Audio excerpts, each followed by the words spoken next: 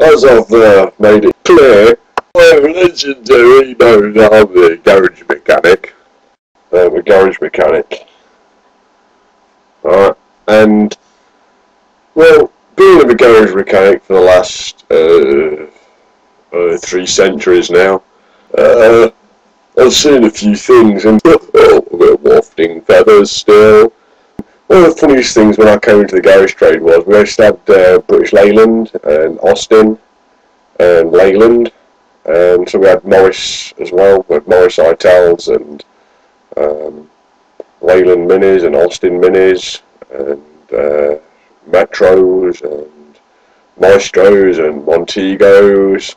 We're wafting feathers still, and all those lovely old horrible things trying for claims.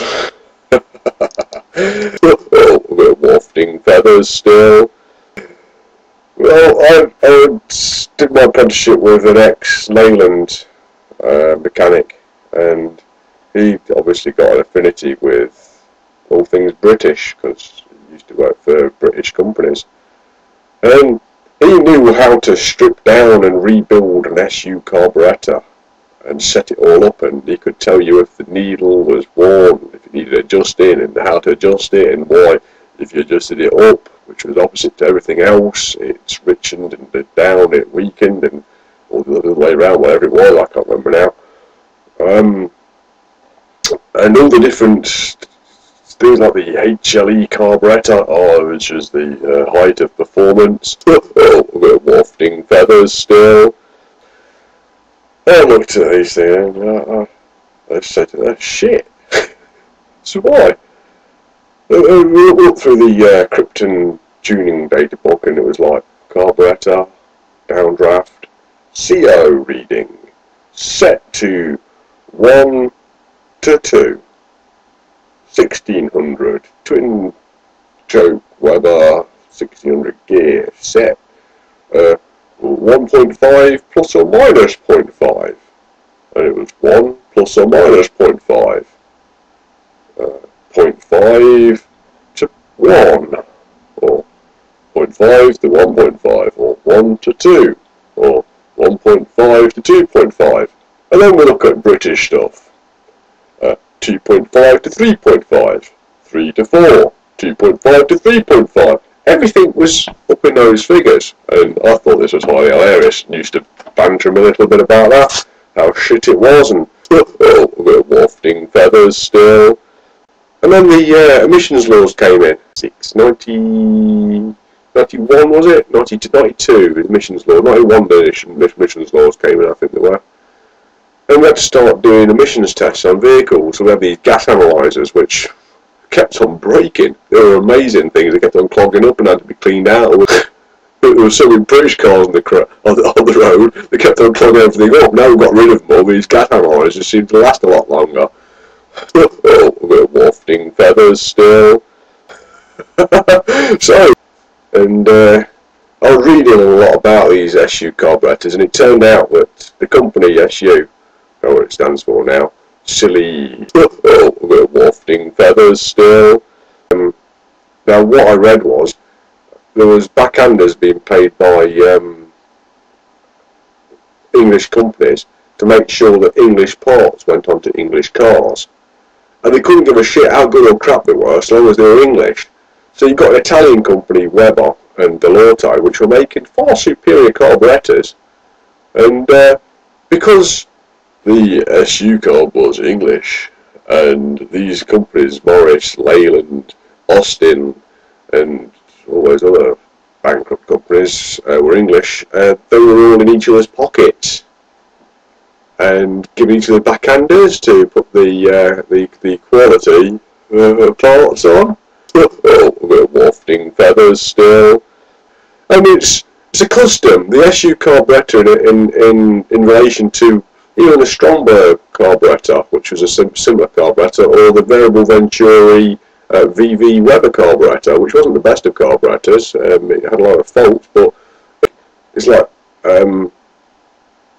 taking a modern air conditioning unit, a portable one that you just freestanding, that you could theoretically go and get a portable generator and plug into a portable generator and take your air conditioning into a small caravan with you, or anywhere you like. You know what I mean? You could air condition your car if you wanted to.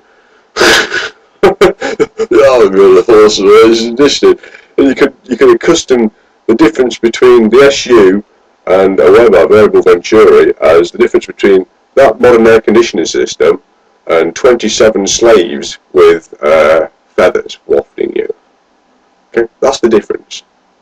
Yeah, these things, these SU carburetor things, were allowed to be on cars from the 1940s and 30s all the way up until the 1990s, which is ridiculous. But that is English technology for you. If something works, if it ain't broke, don't fix it, is one of the saying. And obviously you can imagine that going on inside the factory. If it ain't broke, don't fix it. If it ain't broke, don't fix it. Well, if it ain't no good, don't carry on making it. You ought to have another saying like that. If it ain't no good, or if it's been superseded by something, then start making the thing that's better. You know what I mean? You just need another saying. Oh, we're wafting feathers still. Yeah, But the thing was, you know, in Egypt and Sudan and Saudi Arabia, they've got feather wafters, but they've got big ostrich feathers.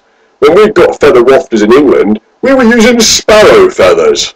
So, yes, you guessed it, in England we needed 200 feather wafters because our feathers weren't very big.